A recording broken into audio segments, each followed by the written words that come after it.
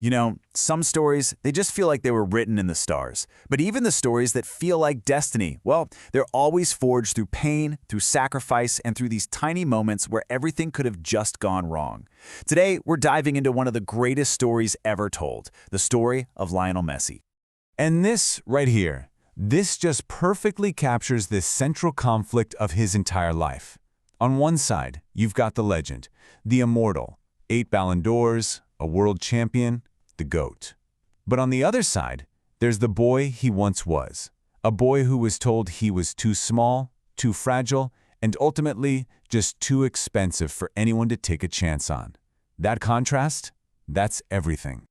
So let's rewind. Let's go all the way back to where it began, on the streets of Rosario, Argentina. This is where a little boy with a gift that seemed to come from the heavens would face 2 massive, life-altering heartbreaks before he was even a teenager. And that quote you see, that was the voice of his grandmother Celia.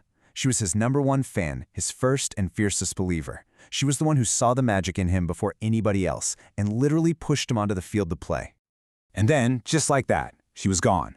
Her death was the first great pain of his young life, and that loss was so profound that to this very day, every single time he scores a goal, he points to the sky. It's for her, a thank you, a tribute, a connection that never faded. And as if losing her wasn't enough, another crushing blow came just a year later, a diagnosis that threatened to kill his dream before it ever really started.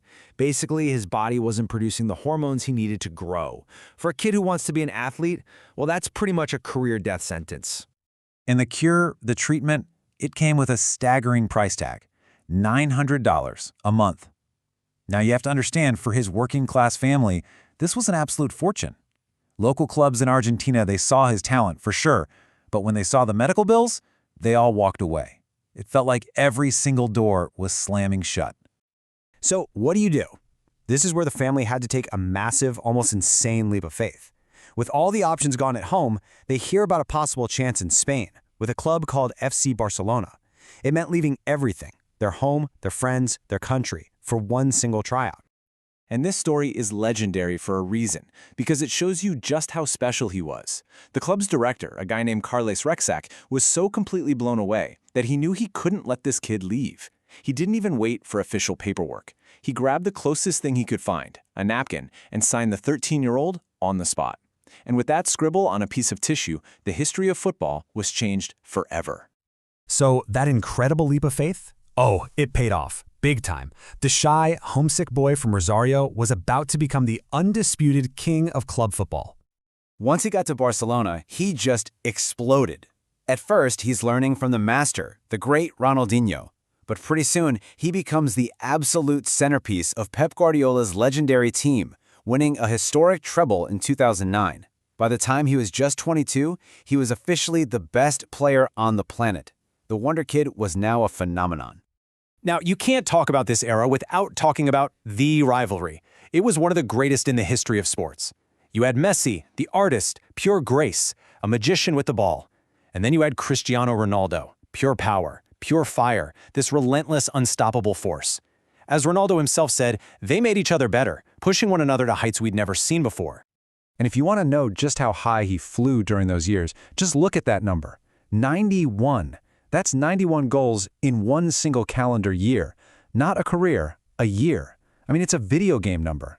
It's not supposed to be possible in real life. He was playing a different sport than everyone else.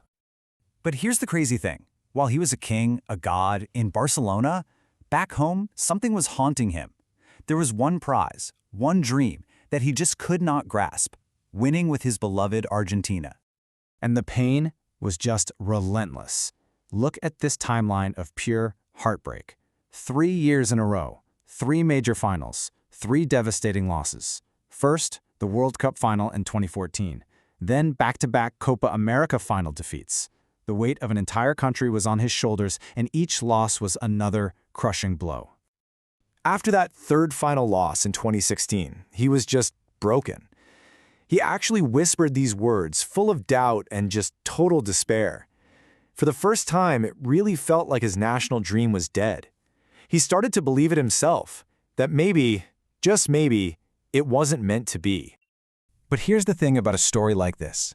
It wasn't over, not even close. This wasn't the end. No, this was the setup. The setup for the greatest comeback of his entire career, where all of that pain was about to pave the way to immortal glory. The breakthrough finally came in 2021.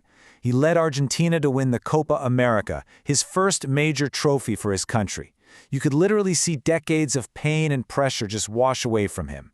And he didn't just win, he completely dominated the tournament, sweeping every single individual award. This was pure redemption. So, that victory set the stage for the big one, didn't it? The 2022 World Cup, the ultimate prize. But now he's 35 years old. The critics said he was past his prime. Was there enough left in the tank for one last impossible dream? One last chance at immortality? And what happened next? Honestly, it felt like it was pulled straight from a Hollywood script. He played with a fire and a passion for Argentina we had never seen before, and he dragged his team all the way to the final for what would become one of the greatest games of football ever played. And when that final whistle blew, he had done it. He was a world champion.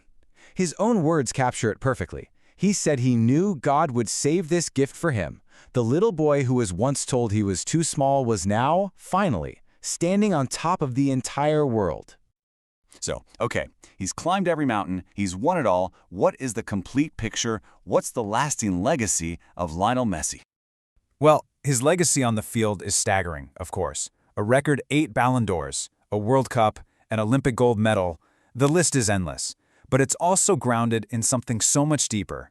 He's a husband to his childhood sweetheart. He's a father to 3 sons, and he is a man who has never, ever forgotten his roots in Rosario. And this, right here, this is his core message. This is what his entire journey is all about. It's not just about God-given talent. It's a story about perseverance, about fighting through unbelievable pain, and about the incredible sacrifices you have to make to turn a dream into reality. Which really just leaves us with one final thought. His story is this incredible testament to human potential. But it also forces you to ask the question, right? What is the true price of that kind of greatness? What pain, what loss, and what sacrifices pave that long, hard road to immortality?